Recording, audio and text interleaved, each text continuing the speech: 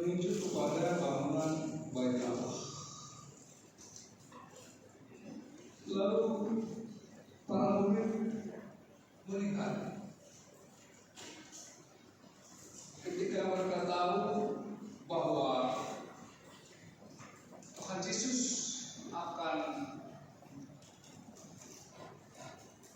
berjalan napaktilas dari mulai kelahirannya sampai dengan kematiannya dan juga sampai kepada kebangkitannya, lalu naik ke surga, duduk di sebelah kanan Allah. Mereka menuju akan Bait Allah yang kokoh. Lihatlah bahwa Bait Allah itu sangat kokoh sekali. Tapi apa yang direspon Tuhan Yesus? Tuhan Yesus berkata, sesungguhnya tidak ada satu batu pun di sini akan dibiarkan terletak di atas batu yang lain. Semuanya akan diruntuhkan. Tidak ada satu pun batu yang berlinding. Semua akan diruntuhkan. Bapak Ibu, saudara simak dalam nama Tuhan kita Yesus Kristus. Seandainya kalau kita lihat terjadi gempa, ketika bangunan runtuh, di sana masih ada lagi batu-batu yang bertindih. Tapi dalam teksnya bahwa ketika Bait Allah hancur, tidak ada satupun batu yang bertindih. Apa yang dikatakan Tuhan Yesus itu terjadi pada tahun 70 Masehi. Ketika Bait Allah diserang oleh Raja Titus, semua roboh, semua tidak ada yang berlapis dua, tidak ada yang bertindih batu. Lalu bangunan yang dibangun oleh Raja Salomo hancur.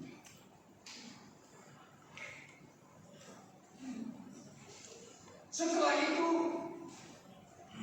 bangsa Israel terbuang ke tanah Babel. Dan mulainya bangsa Israel dari tanah Babel, Raja Sirus membangun Bait Allah yang ada di Yerusalem. Kalau kita lihat, itulah yang dapat dilihat secara fisik. Tapi apa yang dikatakan Tuhan Yesus? Bahwa Yesus menyatakan eskatologis ke depan.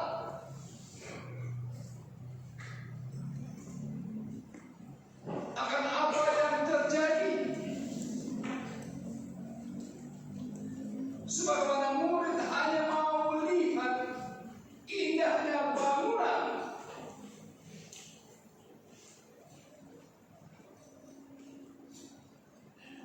kalau kita tarik aplikasinya dalam diri kita, dalam perjalanan kehidupan kita, menuju akhir, tapi merupakan suatu permulaan.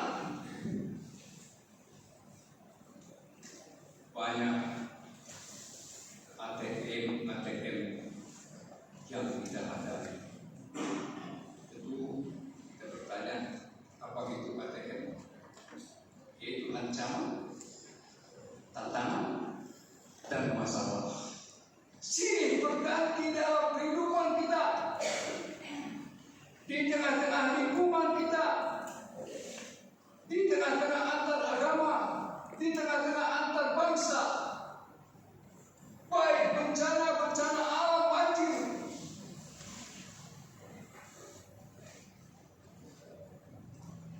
itu juga merupakan ATM bagi kita.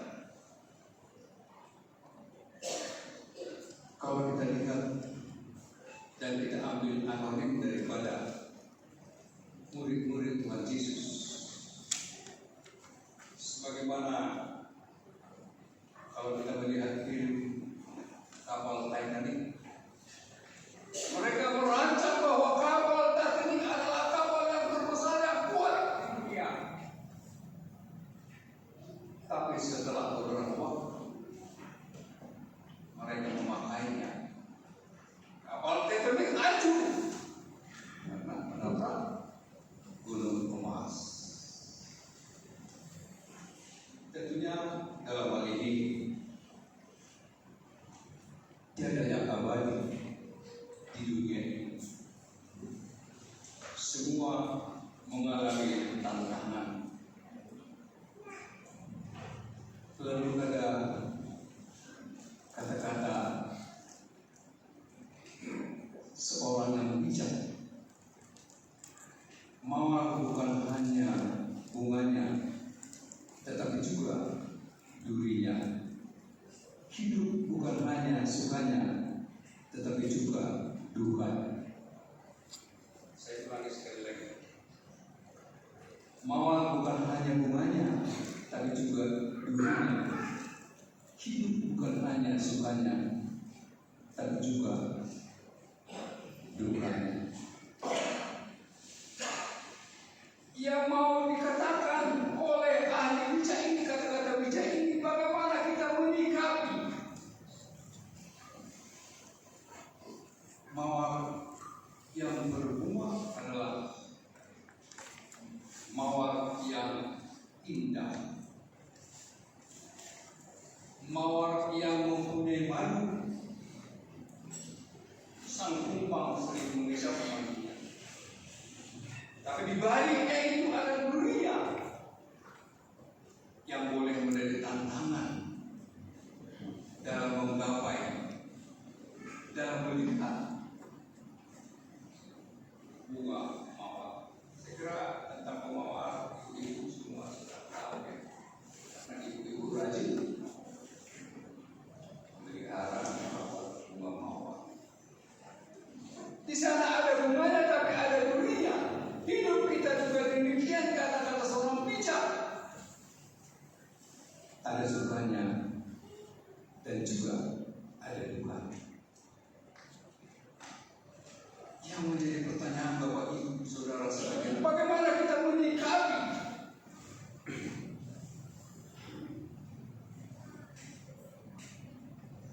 ketika ada sukanya, ketika jawaban doa-doa kita yang dikabulkan oleh Tuhan, ketika berkat-berkat Tuhan mengalir kepada kita yang boleh kita rasakan. Lalu di pihak lain, kalau Tuhan belum menjawab doa-doa kita, bagaimana sikap kita terhadap ini?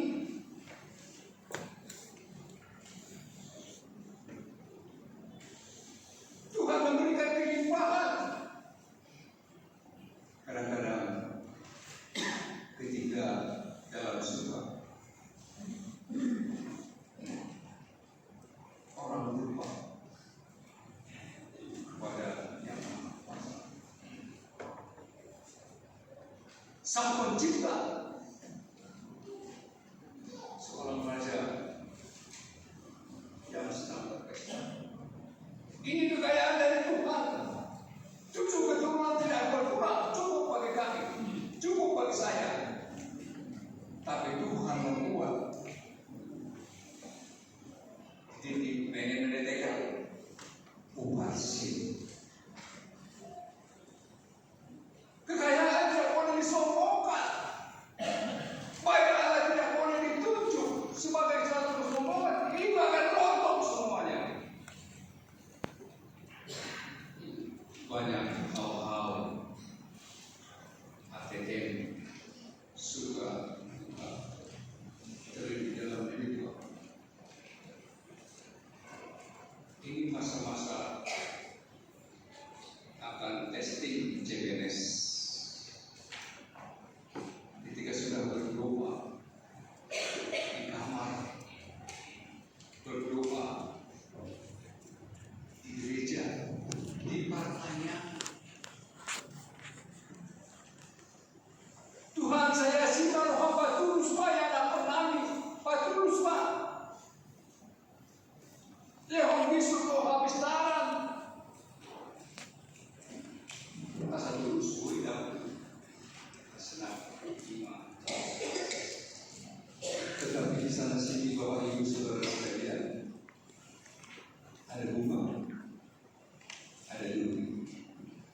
yang berhasil, ada yang tidak berhasil.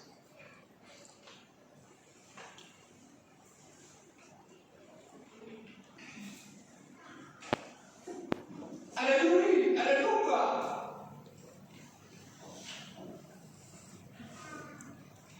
Saya sudah rajin ke gereja, saya memberi bakti pelayanan dan lain sebagainya, berbakti, pertanyaan,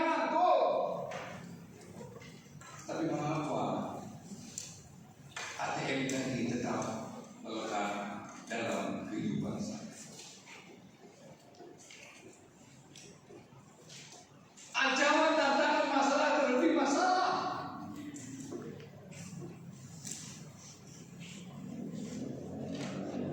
Masih ada yang mengalami sakit penyakit.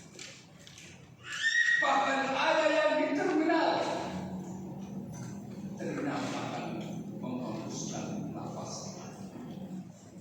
Nefes saham. Nafas terakhir yang berada di terminal. Lalu setelah bilang dia supaya katakan kepada mereka buat mengobrol mereka. Dalam hubungan dia banyak orang yang ketakutan. Satu nama diriku, tapi dalam sesudah hubungan dia banyak orang yang makin panjang umurnya, makin sehat. Bapak Ibu yang simpan dalam nama Tuhan kita Yesus Kristus, di manakah kita? Apakah kita takut melihat duri daripada bunga mawar?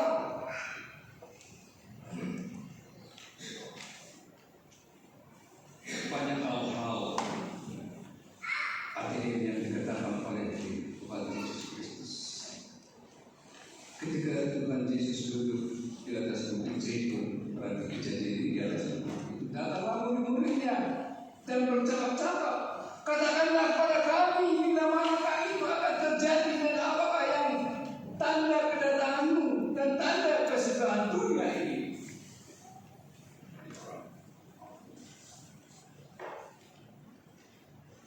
Oh kasihan, Tuhan Yesus menjawab, kalau soal waktu hanya Bapa di surga yang tahu. Artinya soal waktu tidak penting kamu pikirkan, tapi yang penting adalah berjaga-jaga senantiasa berdoa dan terus bekerja. Orang yang labora, Martin Luther berkata, seorang bapak reformator, kalau besok hari kiamat, hari ini saya masih menanam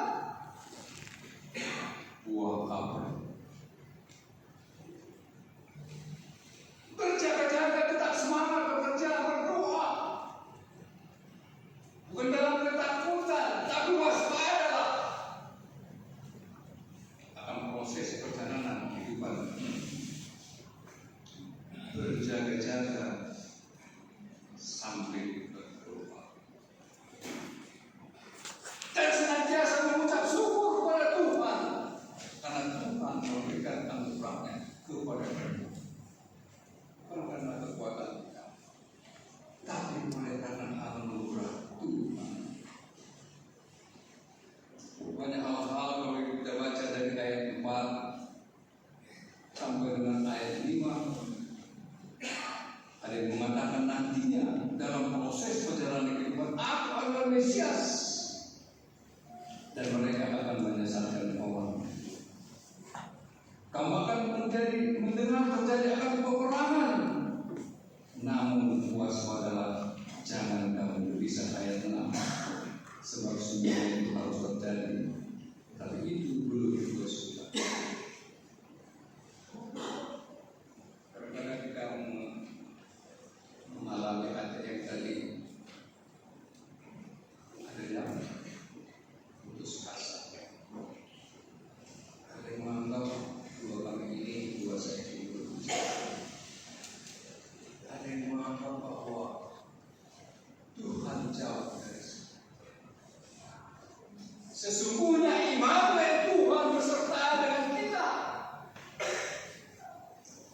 Bukan kita yang memegang tangan Tuhan, tapi Dialah yang memegang tangan kita. Sehingga kita berjalan, berdiri, duduk, penuh dengan kasih, damai sejahtera dari Tuhan. Dan sejahtera. Kalau kita sampai kepada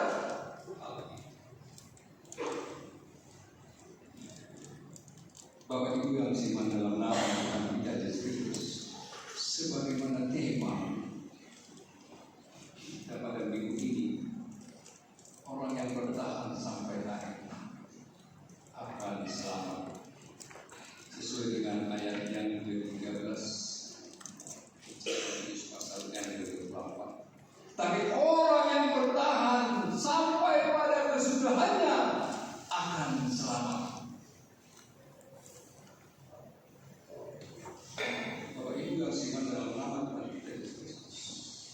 Pekabaran Injil, perjalanan orang-orang yang percaya kepada Yesus Kristus, orang Kristen, banyak tantangan dan ancaman, gereja berbakar, di sana sini dilarang kebaktian. Puji Tuhan, dari sini jalan balik damai sejahtera. Tapi kita tidak luput untuk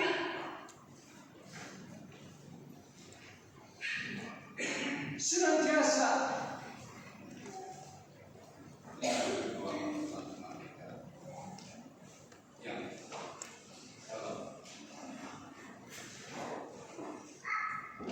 ada seorang yang bernama Nokseng di India. Nokseng adalah seorang yang percaya di suku dalam asal daerah ini. Nokseng ini adalah yang telah mengambil suatu keputusan rela mati untuk mengikuti Yesus.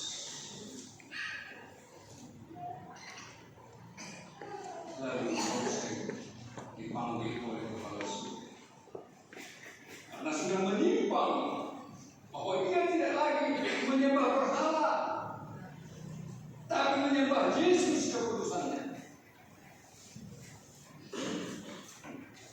Lalu sang kepala suku memanggil Nokseng. Nokseng, kamu benar-benar percaya pada Yesus Kristus.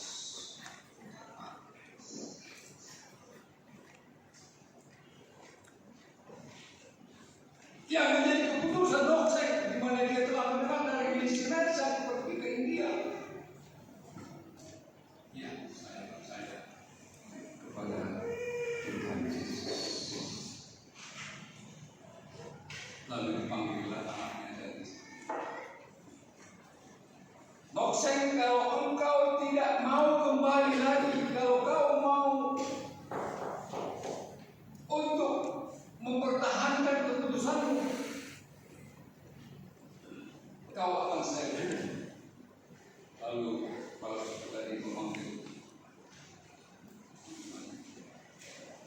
bunuh ini Nokseng, anaknya dan istrinya, kalau dia tetap mempertahankan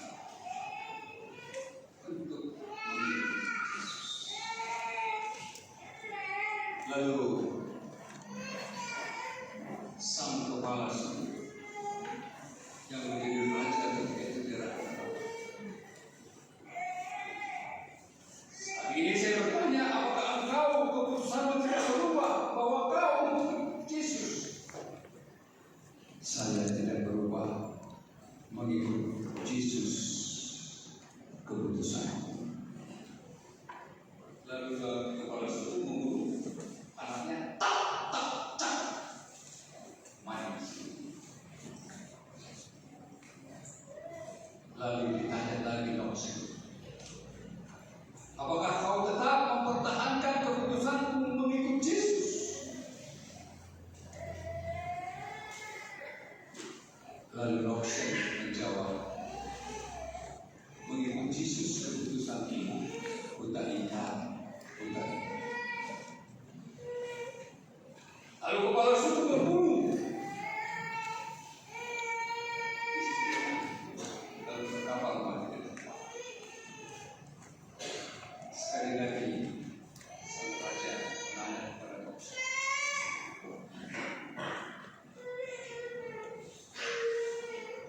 setelah kematian anakmu dan kematian istrimu, apakah engkau bertahan dalam keputusanmu? Roxanne tetap bertahan mengikut Yesus keputusan kutanikan. Lalu Roxanne dan Roxanne kematian Martin Roxanne. Kalau kita mendengar berita di India, mau berita yang mengkau, penduduknya sudah banyak yang belum percaya kepada Yesus Kristus. Apapun tantangan, apapun rintangan, apapun masalah, mereka semua telah mengikut Yesus. Kita lihat pada minggu ini banyak berbondong-bondong di Indonesia, bertahan sampai ke sekarang. Bapak Ibu yang simak dalam nama Tuhan kita Yesus Kristus, ujian iman kapan saja, di mana saja akan datang ujian iman. Datang menggoyang kita ketika kita mendengarkan firman Tuhan. Kini dan di sini iblis menggoda kita agar supaya pemikiran kita pergi keluar. Tapi mari kembali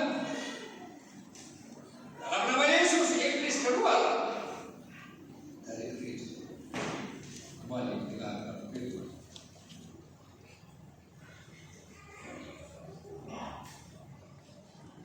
Matius 5 ayat 10 dikatakan, Markus 2